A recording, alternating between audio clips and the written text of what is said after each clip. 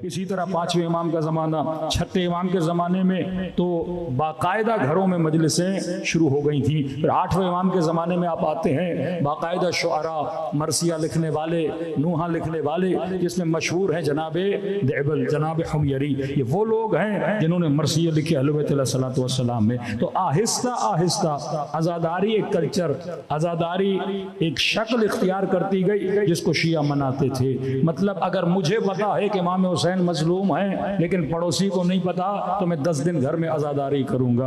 अगर मुझे पता है जनाब सकीना प्यासी थी लेकिन पड़ोसी को नहीं पता तो हम कभी सबील लगा के जिक्र हुसैन को याद कराते थे, कभी अलम लगा के अब्बास के हाथों को याद कराते थे, कभी मसाइब पढ़ के लोगों को इमाम हुसैन याद दिलाते थे। और यही बरकत अज़ाए इमाम हुसैन है कि दिन ब दिन आपकी तादाद में इजाफा हो रहा है। ये ऐसे नहीं हुआ, ये अहले बैत अलैहिस्सलातु वस्सलाम की ट्रेनिंग थी। अपने असहाब को समझाते थे, अपने घरों में महफिलें बनाते थे कि मैंने कहा इब्तदा इमाम ज़ैनुल आबिदीन ने की, अपने गुलाम खरीदे, 50,000 के करीब इमाम ज़ैनुल आबिदीन ने गुलाम खरीदे, गुलामों को तरबियत की और बाद में गुलामों को आज़ाद कर दिया। तो मुआशरे में बदलाव आया। अब मद्दे मुकाबिल दुश्मन, वो दुश्मन जो सुलह इमाम हसन के बाद 20 साल तक, कि मैंने अर्ज किया कि अहले शाम ने अली देखा नहीं था, सिर्फ अहले शाम ने अली सुना था। आप तसव्वुर करें आज 2024 एक बच्चा पैदा हो, 20 साल के बाद वो बच्चा 20 साल का जवान बन गया। अब 20 साल में इसने मदीने से कोई रिवायत नहीं सुनी। या आज का जमाना तो नहीं जहाज पे चढ़े और आप मदीने चले गए। 20 साल के अरसे में इसने अमीरुल मोमिनीन को देखा नहीं, अमीरुल मोमिनीन को सुना नहीं। जो कुछ सुना जो इस जवान को सुनाया गया, अब इसके दिल में किसकी नफरत आ गई? अहले बैत अलैहिस्सलातु वस्सलाम की आ गई ना। कि कल एक रिवायत मैंने पढ़ी कि वाक़यान शब आशूर लश्कर यजीद वाले गुस्ल शहादत अंजाम दे रहे थे। कि इमाम हुसैन को आगे बताया, मौला वो गुस्ल शहादत अंजाम दे रहे हैं।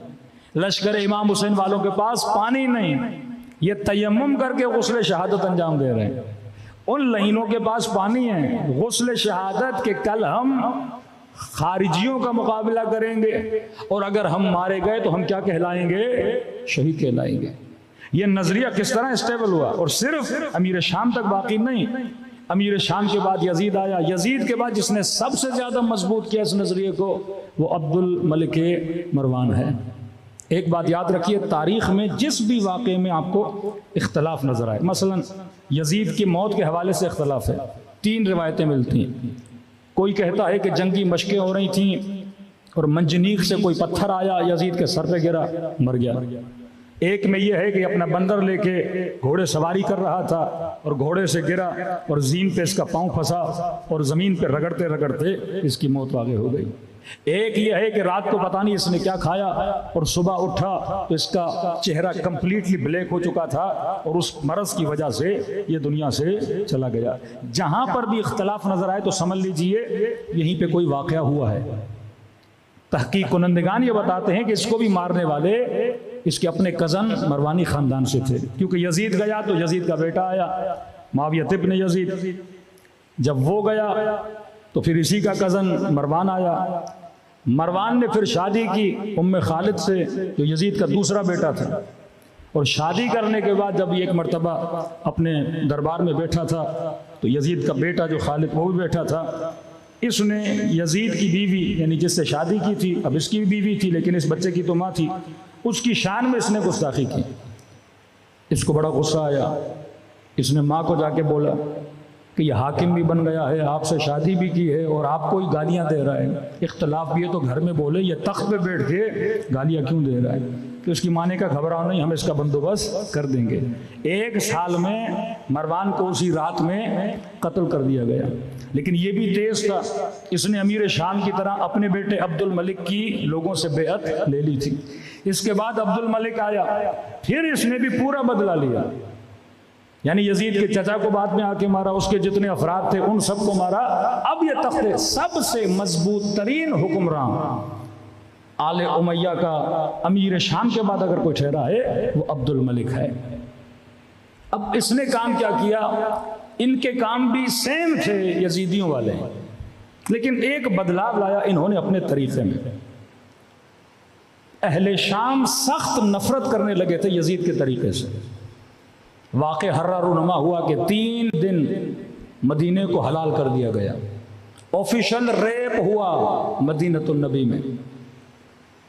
कई हजार जिनाज़ादे बच्चे पैदा हुए इस शहर में। ये सारे वाक़े देख रहे थे। अहले मदीना सख्त नफरत करते थे शामियों से, अहले कूफा सख्त नफरत करते थे शामियों से। कूफी कुछ भी हों फिर भी अमीरुल मोमिनीन को जानते थे, मदीने वाले कुछ भी हों रसूल की हदीसें सुनते थे, शामियों को क्या पता। इन्होंने इख्तलाफ किया यजीद की रविश से कि यजीद का काम बुरा था, हजरत हुसैन को नहीं मारना चाहिए था। अब इससे पहले अहले शाम को जितने हदीसें सुनाने वाले थे वो खुद शामी थे। इन्होंने एक नई रविश ईजाद की। मदीने से एक सहाबी को बुलाया, जनाब ज़ुहरी को, और इसे बनाया हेड ऑफ द हदीस।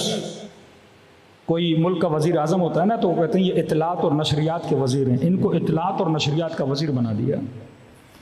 यानी पूरे बिलाद इस्लामी में अगर हदीस जाएगी तो ये सुनाएंगे। और अहले शाम को कहा पहले जो तुम्हें हदीसें सुनाते थे वो शामी थे, लेकिन आज के बाद अगर कोई तुम्हें हदीस सुनाएगा वो अहले मदीना है। मतलब उस पर एक मोहरे तायीद लगी हुई थी। अब जो ये कहेगा वो सच है। पहले हदीसें तो थी कि हाकिम कैसा भी हो, क्योंकि खुरू इमाम हुसैन ने जब यजीद के खिलाफ क़ियाम किया तो आधी हदीसें जो शहर में फैली हुई थी कि हाकिम चाहे कैसा भी हो उसके खिलाफ खुरूज नहीं कर सकते, हाकिम चाहे फासिक भी हो अब उसके खिलाफ खुरूज नहीं कर सकते। आज भी हमारे देवबंद और अहले हदीस के उलमा मिंबर पर बैठकर यही हदीसें सुनाते हैं। ये और बात है कि आज इनको जुर्रत नहीं पैदा होती कि इमाम हुसैन को गलत कहें, लेकिन क्योंकि सऊदी अरब में अवाम का प्रेशर नहीं है। आप किसी सऊदी मौलवी से पूछोगे कि यजीद सही था या फरजंद रसूल सही था, वो यही बोलेंगे कि यजीद सही था।